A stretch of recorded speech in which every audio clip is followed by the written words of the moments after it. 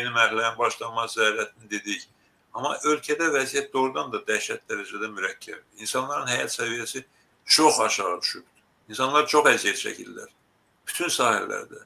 İşsizlikdən, maaşların azlığından, pensiyaların azlığından, ədalətsizlikdən, rüşvətxorluqdan, hər mərhələdə hakimiyyətin müxtəlif strukturları tərəfindən təqib olunub, rüşvət verməyə məcbur edilməklərindən insanlar çox əziyyət çəkirlər. Və gələcək verilişlərimizdə əgər zamanımız olacaqsa, bu mövzulara da diqqət yetirilməsini istərdim.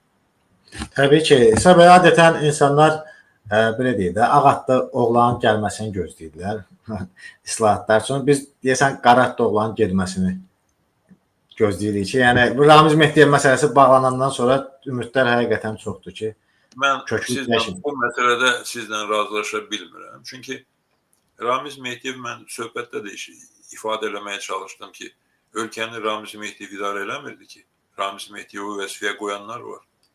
Ölkəni də onlar idarə edirdilər.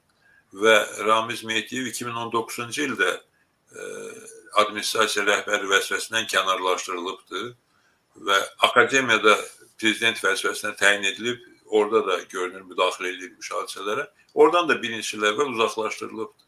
Və o Ramiz Mehdiyev vəzifədən çəkiləndən sonra siyasi məhbusların sayı azalmayıb, hətta son bir ildə, 2 ildə artıbdır.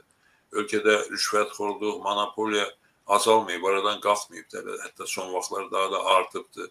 Ona görə də bütün məsələləri Ramiz Mehdiyev məsələsinə bağlamaq məncə o qədər də gerçəkçi bir təhlil deyil. Ölkədə köklü dəyişikliklərə ehtiyac var və bu dəyişiklikləri iki variantı var. Birinci variant, ən asan variant, hakimiyyətin bunu dərk edib, bu dəyişikliklərə başlamasıdır.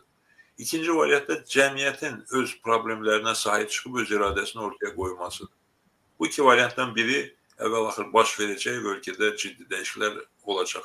Amma bunu dediyim kimi Ramiz Mehdiyev məsələsinə bağlamağa ehtiyac yoxdur. Ramiz Mehdiyev sadəcə hakimiyyətin düşdüyü vəziyyətin göstəricisidir.